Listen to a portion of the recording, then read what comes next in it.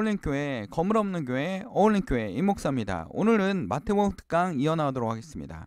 예수님이 나귀를 타고 입성한 이유는? 이라는 말씀으로 하나님 말씀을 나누려고 합니다. 부제목은 그리스도를 믿는 자마다 멸망하지 않고 영생을 얻게 하려 하심이라 라는 말씀으로 말씀을 나눌 때 오늘 부활주일입니다.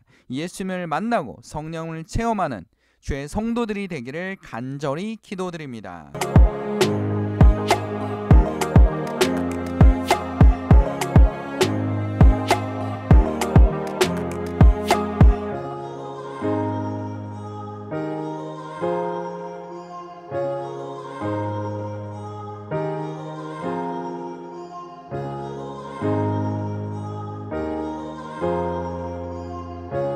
우리가 아직 죄인 되었을 때 그리스도께서 우리를 위하여 죽으심으로 하나님께서 우리에 대한 자기 사랑을 확증하셨느니라. 로마서 5장 8절 말씀입니다.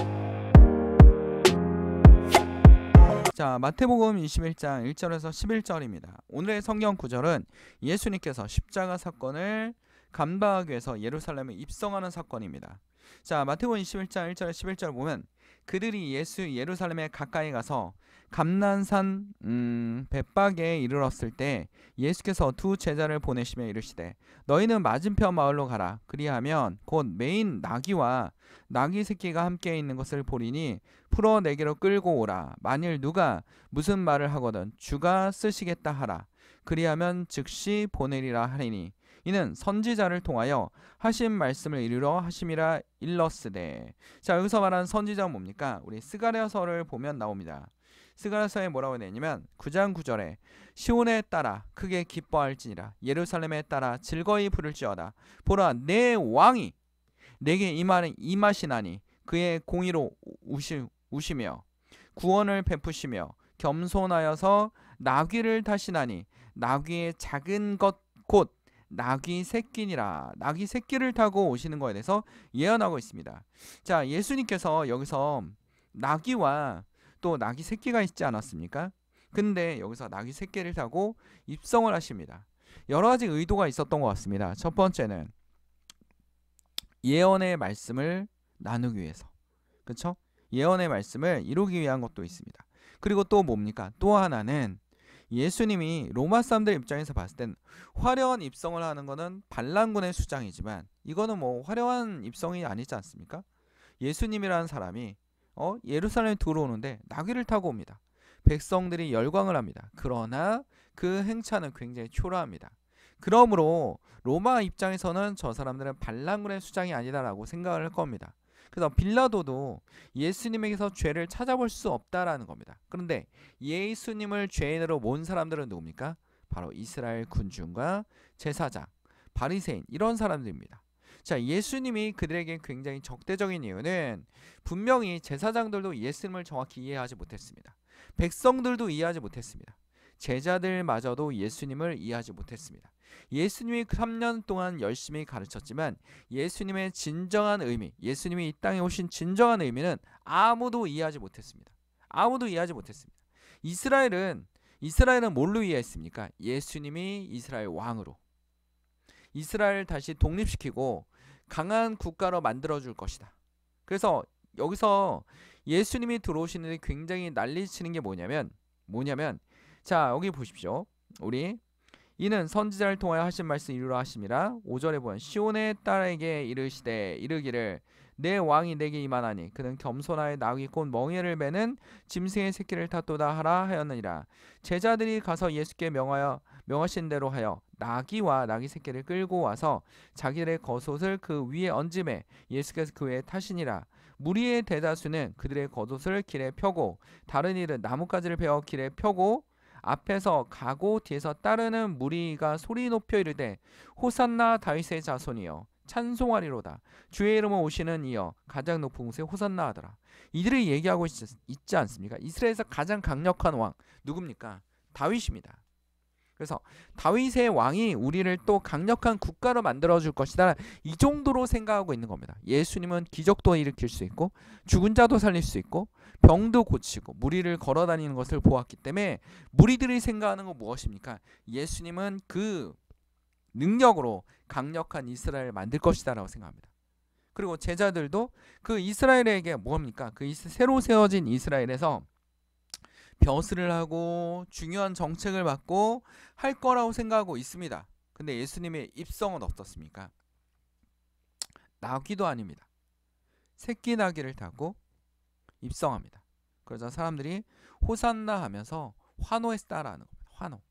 예수님의 진정한 의미는 무엇이냐면 이스라엘을 넘어 전 세계를 향해서 메시지를 던지고 있습니다. 창조주인 하나님과 너희가 벽이 생겼는데 그 벽을 허물기 위해서. 그 벽은 뭡니까? 죄라는 벽에 의해서 허물어졌는데 그 벽을 세우기 위해서. 내가 지금까지 한 일은 정말 너희들의 문제를 해결하고 하나님이 살아계시고 너희가 피조물이고 내가 하나님의 아들이라는 것을 증명하기 위해서 죽은 자도 살리시고 눈먼 자도 보게 하시고 38년 된 병자도 고치시고 물을 포도주로 바꾸시고 무리를 거르시는 많은 표적들을 보여주셨습니다. 그리고 그 표적을 통하여 어떡합니까? 내가 예수 그리스도다. 살아있는 하나님의 아들이다. 내가 온 목적은 너희의 벽을 허물기 위해서, 하나님과의 벽을, 근본적인 벽을 허물기 위해서, 근본적인 문제를 해결하기 위해서. 근데 제사장들은 우리의 기득권이 뺏길까봐 겁이 났던 겁니다. 그래서 예수님은 어떡합니까? 죽이지 않으면 우리의 기득권이 무너진다. 그동안 제사장도 어땠습니까? 그냥 어떻습니까? 겉으로만 하나님을 찬양하고 안으로는 돈을 챙기는, 자기의 삶을 챙기는 그런 모습을 보이지 않습니까? 우리 역사 속에도 굉장히 많습니다. 그렇죠? 많고요. 그 다음에 또 뭡니까? 지금도 나타날 수 있는 현상입니다. 우리 교회도 정말 생각해보면 교회 성전을 건축하면 그 성전에서 예배를 드립니다. 그리고 다른 목사님들은 뭐 하고 있습니까? 새로 건축한 성전을 부러워하고 있다는 겁니다. 이 놀라운 성전을 주시고 하나님이 정말 그런 거대한 성전을 세우는 것에 기쁨을 얻고 있습니까? 하나님이 기뻐하시는 일을 하고 있는지 우리는 정말 되새겨봐야 됩니다. 하나의 이권이라는 거대한 성전이 만들어졌습니다. 그러면 이건 돈이기 때문에 당연히 이권이 생길 수밖에 없습니다. 그렇죠? 거기서 조직을 만들고 뭔가 굉장히 효율성을 위해서 조직도 만들고 집사도 세우고 장로도 세우고 권사도 세우고 다 했지만 교회는 성장이 멈췄고, 그리고 그들이 주를 믿는 성도들이 아니면 목사들이, 전도사들이, 신학교들이 모두 다 돈 때문에 이루어지고 있지 않는지 우리는 굉장히 반성해 봐야 됩니다. 그리고 제자들도 뭔가 한 자리 얻겠지, 장관이 되겠지. 근데 제자들의 미래는 어떻습니까? 모두 다 하나님 앞에 찬양하며 하나님 앞에 목숨을 바치는 순교의 모습을 보였다는 겁니다. 순교의 모습을 보였다는 겁니다. 이게 이들의 모습이었습니다. 그러나 그들을 통해서 초대교회가 세워지고 교회들이 로마로 전파되고 모든 길은 로마로 통한다고 했는데 로마가 국교화되고, 로마가 무너져도 그리스도교는 무너졌습니까? 안 무너지지 않아. 더 견고하게 흡수해 나갔습니다. 새로 유럽에 들어온 사람들을 흡수해 나갔어요. 게르만족이 세운 나라도 흡수해 나갔습니다. 그리고 이들은 어떻게 합니까? 유럽을 벗어나 전 세계로 뻗어나갔다는 겁니다. 이 놀라운 사실, 이 큰 세계사의 흐름, 아무도 막을 수 없는 흐름, 그 물결에 모든 사람들이 무너지고 예수를 영접할 수 있다라는 겁니다. 지금의 현상을 보십시오, 여러분. 지금의 현상 어떻습니까? 지구가 굉장히 아파 보입니다. 기존에 있던 모든 기후 틀들이 무너지고 있습니다. 북극이 녹아내리고, 북극이 녹아내리면 반사하는 영향력이 햇빛을 반사해서 열을 조절했는데 그 기능이 상실됩니다. 그리고 북극의 한기를 완전히 가두고 있는 제트기류라는 공기덩어리가 있었는데 이 제트기류가 무너지고 있습니다. 그리고 바다는 이산화탄소를 저장하는 창고처럼 역할을 했는데 이 기능도 무너지고 있습니다. 모든 공식과 법칙이 있었어요. 지구 안에는. 그걸 다 무너지고 있습니다. 뭐의 증거로? 우리의 탐욕의 증거로. 여기에 있는 사람들은 호산나 다윗의 자손이여 외치고 있지만 이들의 목적은 무엇이었습니까? 예수님, 하나님을 만나는 게 목적입니까? 강한 국가를 세우고 뭔가 우리의 변화를 생겨주고 우리의 삶을 변화시킬 거라고 생각하지 않습니까? 그리고서 모두 다 호산나 외치지 않습니까? 탐욕을 이용한다라는 거죠. 탐욕을 이용하는 거예요. 근데 예수님은 전혀 달랐습니다. 이 군중의 탐욕을 일으켜서 반란을 일으켰거나 아니면 군중을 선동해서 제사장들을 무너뜨렸거나 이런 행동을 전혀 보이지 않았어요. 예수님은 하나님 앞에 순종했습니다. 자, 10절에 보면 예수께서 예루살렘에 들어가시니 온 성이 소동하여 이르되 이는 누구냐 하거늘 무리가 이르되 갈릴리 나사렛에서 나온 선지자 예수라 하니라. 선지자다라고 얘기하고 있습니다. 예수님을 메시아로 생각하는 사람들이 그렇게 많지 않았던 것 같습니다. 선지자다라고 얘기하고 있습니다. 근데 예수님의 목적은 무엇입니까? 요한복음 요한에 이렇게 기록하고 있습니다. 하나님이 세상을 이처럼 사랑하사 독생자를 주셨으니 이는 그를 믿는 자마다 멸망하지 않고 영생을 얻게 하려 하심이라. 멸망하지 않고. 내 삶이 망하고 안 망하고가 중요한 게 아닙니다.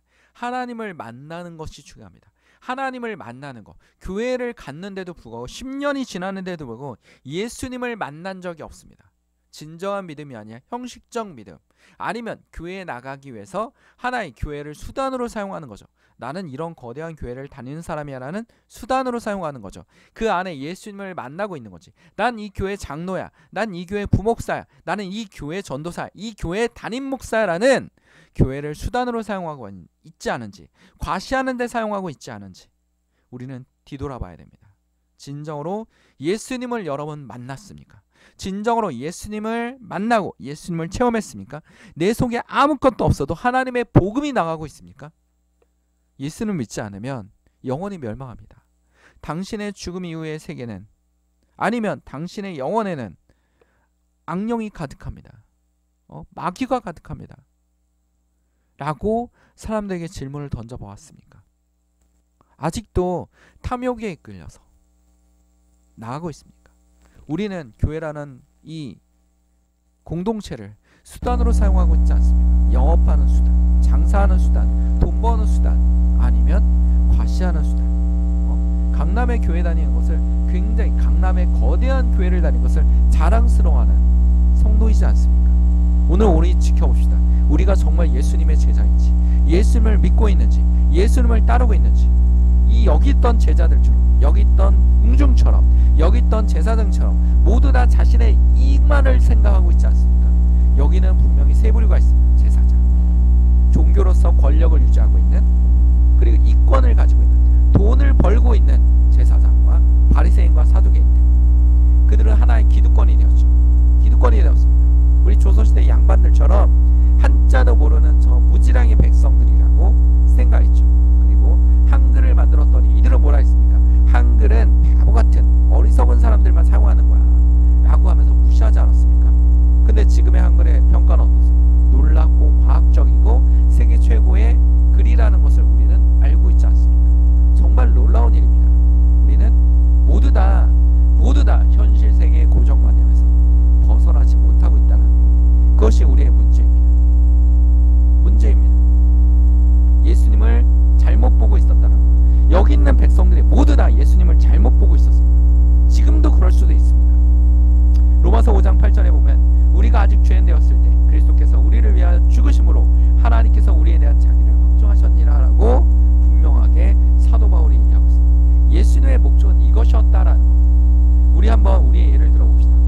우리의 조선시대 최고의 왕은 누구라고 생각합니까? 세종대왕, 그다음에 조선의 정조 이산, 뭐 이렇게 들 수 있습니다. 세종의 업적은 정말 놀랍습니다. 어느 정도냐면 세종은 굉장히 고정관념을 깨려고 했어요. 고정관념. 그리고 굉장히 백성이 중심이 되는 국가를 만들기 위해서 애를 썼습니다. 근데 나라가 조선이 세워진 지 얼마 되지도 않았는데 정말 사대부들은 성리학을 외치고 있었고 그 성리학은 실용적이기보다는 굉장히 이념적, 그다음에 굉장히 절대적인 진리처럼 여겨지고 있었습니다. 여러분 지금 나와 있는 도표입니다. 이 도표를 보면 이게 수능에 나왔던 도표입니다. 그렇죠? 실제 수세지 결수, 세금을 걷어들인 땅의 결수, 그다음에 장부에 나와 있는 결수입니다. 장부에 나와 있는 것보다 조금 적게 세금을 걷어들이고 세종대왕 조선의 그 많은 왕들 중에서 실제적으로 세금을 많이 걷어들이는 왕들이 많지 않습니다. 그러면 세종대왕 악독한 대왕입니까? 아닙니다. 백성들이 너무나 잘 살았기 때문에 세금을 많이 거둘 수 있었다라는 거. 백성들을 위해서 세종이 가만히 앉아 있었습니다. 끝없이 노력하지 않습니다. 끝없이 노력했습니다. 양반들이 반대했죠. 그렇죠? 훈민정음을 창제하니까 성균관 학자의 최만리라는 사람은 전하 아니되옵니다. 무지르기 백성들이 그를 알면 나라가 망합니다. 나라가 망한다라고 그랬어요. 그게 우리의 고정관념이라니까요. 혼천이를 만드니까 4대의 명분이란 명나라를 받들어야 되는데 왜 중국만이 우주를 연구할 수 있는데 날씨를 연구할 수 있는데 왜 조선이 이런 걸 하느냐. 모두 다 반대했죠. 모두 다 반대했습니다. 그러나 이걸 통해서 어떻게 합니까? 우리의 날씨를 정확히 이해해야 백성들이 농사를 어떻게 지을 수 있는지, 그리고 농사 짓는 책을 한자로만 써놨어요. 고려시대까지도. 그러니까 백성들이 한자를 압니까? 아무도 모르죠. 그럼 그 책을 써봤자 이해가 됩니까? 안 됩니까? 아무도 이해를 할 수 없었죠. 그래서 백성들도 읽을 수 있는 어떻게 합니까? 농사직설이다. 그리고 농사직설을 그냥 쓰지 말고 중국의 농법을 쓰지 말고 중국의 우리 땅, 우리 실적, 우리 백성들이 만들어낸 노하우를 다 적어내서 한글로 써서 백성들이 나눠주라는, 이게 세종대왕의 노력이에요. 끝없이 노력하는 그 모습. 그래서 백성들이 굉장히 잘 살 수 있었고, 백성들이 뭐 할 수 있었어요? 세금을 많이 내고도 풍성하게 살 수 있었어요. 세종대왕 때 자기 농민들이 자기 땅을 가지고 있는 농민들이 엄청 많았기 때문에 조선의 경제 기반은 굉장히 튼튼했습니다. 솔직히 말하면 군사력도 세종대왕 때 가장 튼튼했습니다. 그렇죠? 국방기기도 만들어내고, 지금도 우리가 국방기기를 잘 만들지 않습니까? 국방의 무기들을 잘 만들지 않습니까? 우리 조상님들도 어떻게 보면 어떤 잘못된 역사를 가진 사람들은 조선을 막 굉장히 미흡하게 평가하는데 조선은 정말 우리의 뿌리입니다. 우리의 뿌리고, 고려도 우리의 뿌리입니다. 고조선부터 시작해서 지금까지 우리의 뿌리입니다. 이 뿌리를 우리가 알고 있는 겁니다. 그 뿌리에서 조상님들이 정말 잘한 거, 과학기술, 무기개발, 그 다음에 농사를 어떻게 하면 잘 질 수 있는지, 한글을 창제한 세계에서 볼 수 없는 정말 위대한 업적들을 만들어낸 곳이 바로 조선시대입니다. 그게 조선의 국가의 특징이지 않습니까? 여기서 지금 성경 말씀에서 얘기하고자 하는 건 무엇입니까? 제사장들은 자기 기득권을 지키기 위해서, 우리 조선시대 사대불과 똑같지 않습니까? 백성들이 한글을 알면 안 됩니다. 혼천이는 중국권인데 어떻게 중국 명나라를 어길 수 있습니까? 가장 최악의 왕이 누굽니까? 이 광해의 선조. 장부에 엄청 많은데 제대로 세금도 못 걸고 전쟁 터졌죠. 이 두 왕이 아주 그냥, 그쵸? 선조와 인조 그냥 굉장히 이 조자를 붙인 이유는 양반들이 붙인 겁니다. 위대한 왕이라. 세종은 위대하지 않다는 평범한 왕이고 조자는 위대한 거예요. 와, 백성들을 버리고 연락에 임진왜란때 도망간 선조나 병자호란때 백성들을 버리고 남한산에서 머리 9번 박은 인조나 이 사람들이 대단하다라고 얘기하고 있는 거죠. 그런 것처럼 백성들에게 어떠한 느낌이냐, 바리새인과 제사장들은 위대해 보였지만 그들은 백성들의 그 위대함을 모임을 통해서 이용해서 백성들의 피를 빨아먹고 있었습니다. 하나님의 이름으로 어떻게 합니까? 백성들의 피를 빨아먹고 있었다는 거죠. 그 변화의 물결에 예수님이 변화를 줄 줄 알았는데 예수님이 죽으러 갑니다. 이 백성들 얼마나 황당하겠습니까? 이거 이런 완전 속았어라고 했는데 예수님의 그 십자가 사건은 무엇입니까? 바로 하나님과의 관계를 허무는 가장 근본적인 인간의 문제를 해결하는 문제였다라는 거예요.